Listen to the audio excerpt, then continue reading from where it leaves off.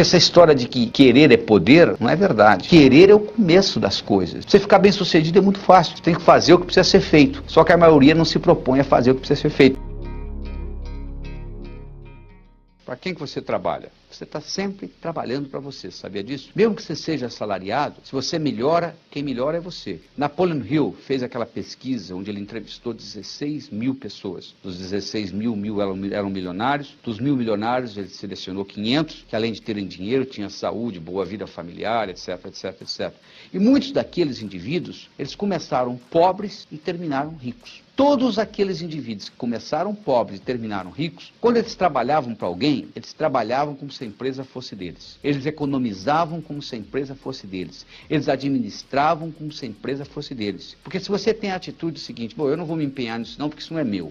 O dia que eu tiver o meu negócio, aí é diferente. Aí o dia que você tiver o seu negócio, sabe o que acontece? No momento que você for fazer, você não tem know-how para fazer. Aí acontece o que acontece no Brasil. Mais de 50% das empresas abertas fecham nos primeiros 12 meses, porque o dono da empresa não tem know-how, porque ele não se empenhou em trabalhar para o outro, e o dia que ele abriu o dele, ele não tem know-how de como ser dono de empresa. Então o que você tem que fazer, se você é assalariado, é trabalhar como se a empresa fosse sua. E tem que trabalhar mesmo, porque sucesso só vem antes de trabalho no dicionário. Mas, por outro lado, trabalho sozinho não traz sucesso. Eles entrevistaram um milionário que ficou milionário aos 65 anos de idade, em Brooklyn, New York. E eles perguntaram para o indivíduo, por que o senhor ficou milionário aos 65? Por que não aos 55? Por que não aos 45? Sabe o que ele respondeu? Eu estava muito ocupado trabalhando, não tinha tempo de ganhar dinheiro. O que ele quis dizer com isso? Que às vezes você focaliza tanto no que você está fazendo, que você esquece de dar um passo para trás e ver a coisa numa perspectiva maior. Porque para você ser bem sucedido profissionalmente, você tem que fazer as coisas acontecerem. Não significa necessariamente que você tenha de fazê-las. Aí é que vem a palavra delegação. Pouca gente entende.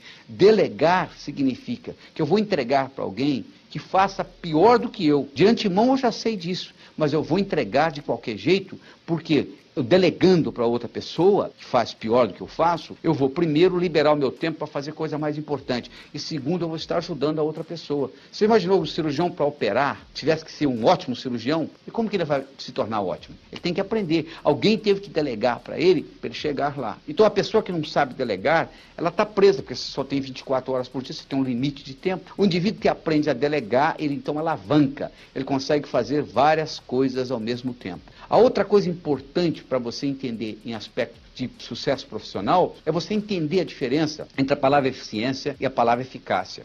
Eficiência significa fazer bem feito. Eficácia significa fazer o que precisa ser feito. Você pode fazer muito bem feito, mas não precisa ser feito. Que diferença que faz? Nos Estados Unidos, aconteceu um acidente com 3 ou 4 crianças, onde elas ficaram presas dentro de geladeiras velhas, que iam para o basement, porão da casa, a criança entrava, a geladeira batia. Você lembra que antigamente você deve ter visitado a casa da sua avó, a geladeira tinha uma maçaneta e aquela tranca trancava. Então, de dentro não conseguia abrir. Então as crianças morreram asfixiadas, foi uma confusão enorme nos Estados Unidos, então eles decidiram montar geladeiras que abriam de dentro para fora também. E resolveram treinar as crianças no jardim da infância para abrir geladeira de dentro para fora. Na hora que está tudo pronto para começar, veio um sujeito e disse, para, não precisa nada disso. É só colocar um imã na porta da geladeira. Quando você bater, ela fecha. Se alguém ficar preso lá dentro, é só puxar o pé e abra. Aí o sujeito disse, não, mas está tudo preparado para ensinar para as crianças. Disse, mas não precisa. Ensinar o quê? Esse na sua geladeira da sua casa hoje, tem isso, tem um imã que segura. Esse aqui abrir é só você puxar, não tem problema nenhum.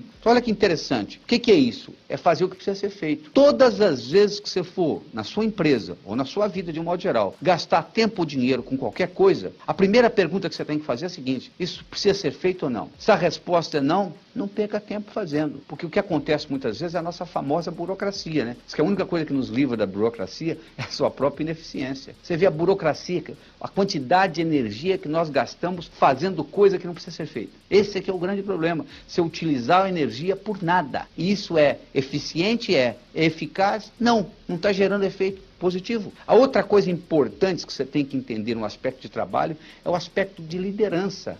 É o aspecto de você ser capaz de motivar as outras pessoas, de você ser um líder.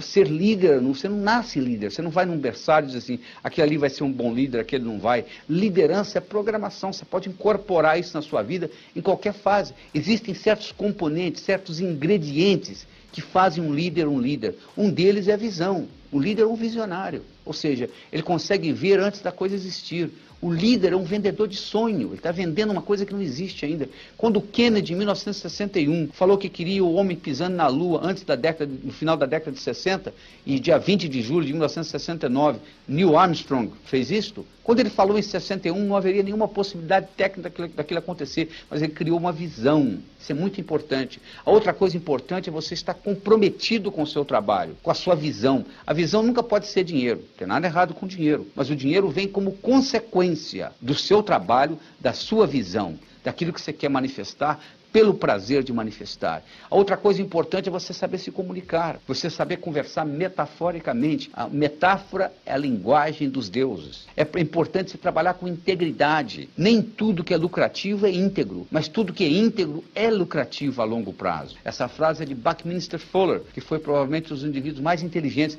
que viveu nesse século. Então você tem que ter integridade. Nós não tem nenhum camelô aqui. Você quer fazer o negócio de novo, e de novo, e de novo, e de novo. Você tem que usar mais a sua intuição no seu trabalho. A quantidade de informação dobra a cada 4 anos. A partir do ano 2000, dobra a cada 20 meses. Você não vai conseguir coletar todos os seus dados para fazer uma decisão. Intuição significa fazer decisões corretas com dados incompletos. Cada vez mais você vai ter que ser capaz, ter que utilizar essa intuição. E você tem que também entender de realidade. Não adianta você dar uma de avestruz e enfiar a cabeça na areia. Você tem que entender onde você está operando, qual é o mercado, o que isso pode lhe dar de lucro. O seu pior competidor ainda não apareceu. Vai surgir do nada, porque a mudança é muito grande, a competição aumenta cada vez mais. Então você não só tem que trabalhar, mas você tem que dar um passo para trás e ver isso de uma forma diferente, de uma forma panorâmica, conseguir antecipar o futuro, trabalhar com excelência, trabalhar com inovação, estar em constante inovação o tempo todo, mudando, porque o mercado muda, o mercado é dinâmico. Ele está sempre em mudança, sempre em mutação. Do mesmo modo que o mercado está em constante mutação, a sua abordagem tem que estar em constante mutação, porque senão vai acontecer o que acontece com a maioria das empresas. Você pega as 500 maiores empresas mundiais em 95, você pega as 500 maiores empresas mundiais em 1960, 2/3 daquelas que eram grandes em 60 não existem mais. O que aconteceu? Elas acreditaram que tinham bastante sucesso, que eram grandes, o paradigma mudou, o mercado mudou, elas não conseguiram fazer nada. O que faz um negócio? Primeiro você tem que ter dinheiro, não precisa ser seu, você pode até arrumar emprestado, mas você tem que começar com um dinheiro. O que você faz com esse dinheiro? Você produz alguma coisa, você gera algum produto, algum serviço, alguma coisa. E aí está terminado o negócio? Não, claro que não. Vamos supor que você vai fabricar uma máquina de desentortar banana. Você tem uma empresa? De jeito nenhum. Ninguém vai comprar. Então o negócio, a dinâmica do negócio não termina com o negócio em si. Termina com o comprador, que vai comprar, teoricamente, por um preço mais alto do que aquilo que você gastou. Vai sobrar alguma coisa, isso chama lucro. Uma empresa sem lucratividade, na minha opinião, é uma empresa antiética, porque você está usando o dinheiro indevidamente. Então a dinâmica é esta, você pega o dinheiro, faz alguma coisa, gera algum produto, algum serviço, alguma ideia, alguém compra isto por um preço maior do que você gastou, essa sobra é o lucro que vai manter o negócio. A visão do negócio não pode ser dinheiro, o dinheiro é consequência. Agora vamos entender esse negócio melhor. O que constitui uma empresa? As instalações? Mas se nós mudarmos as instalações, não continua sendo a empresa?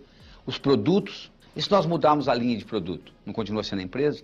Os funcionários? E se você mandar todo mundo embora e contratar gente nova, não continua sendo a empresa? Opa, então nós temos um problema. A empresa não é constituída pelos funcionários, nem pelas instalações, nem pelos produtos. O que é uma empresa? Uma empresa é uma conversa que foi estabelecida pelo fundador e que se perpetua nos corredores. Não está escrito em lugar nenhum.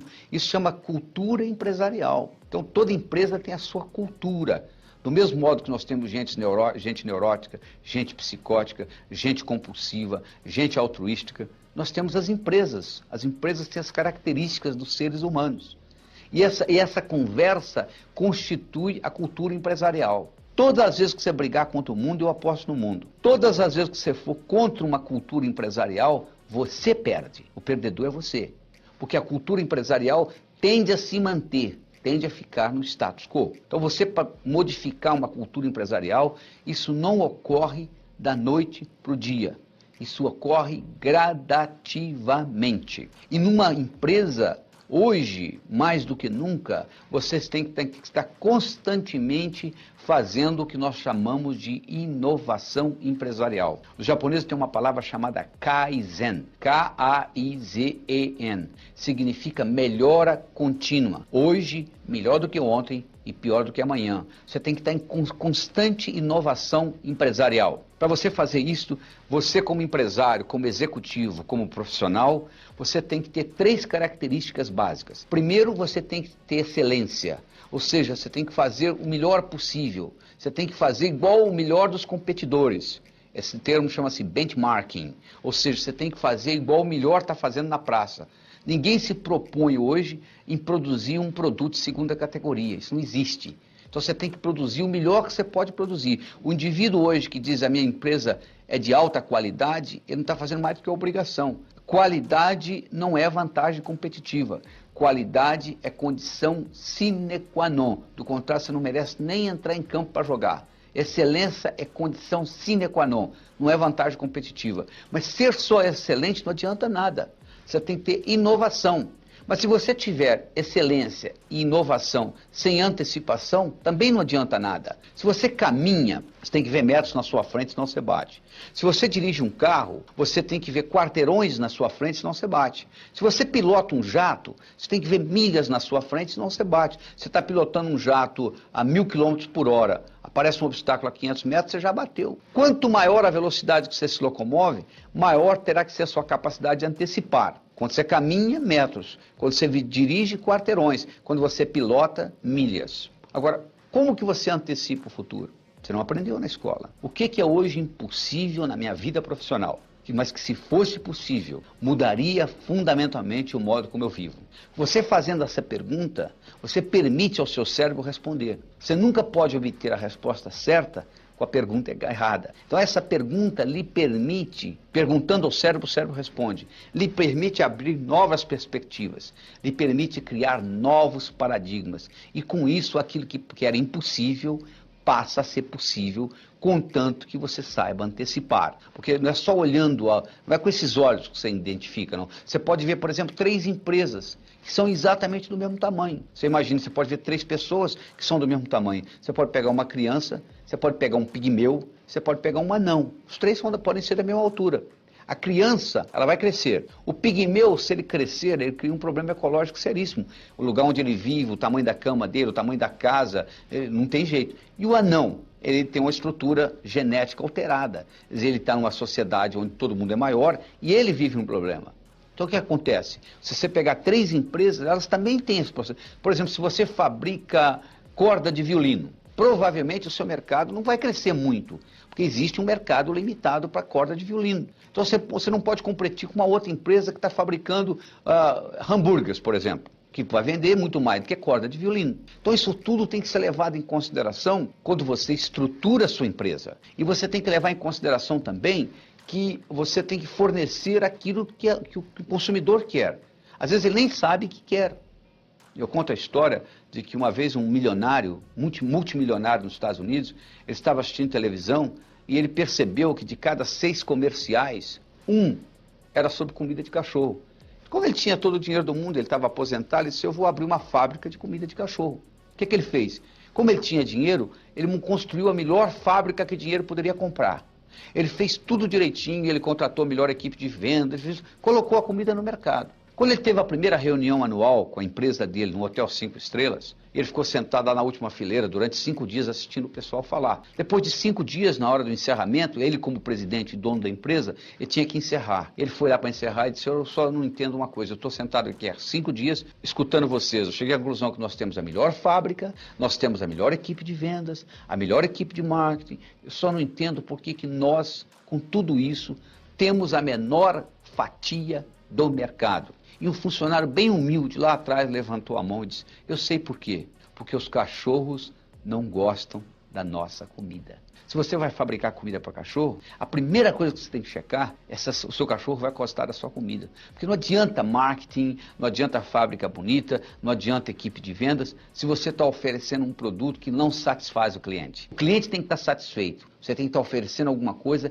que acrescente algum valor ao seu cliente. Todo mês nossos canais geram mais de R$20 mil com palestras e podcasts e decidimos passar esse conhecimento para você. Você quer aprender como se tornar parceiro do YouTube e ganhar R$500 por dia? Acesse o link na descrição que eu vou te mostrar como fazer isso.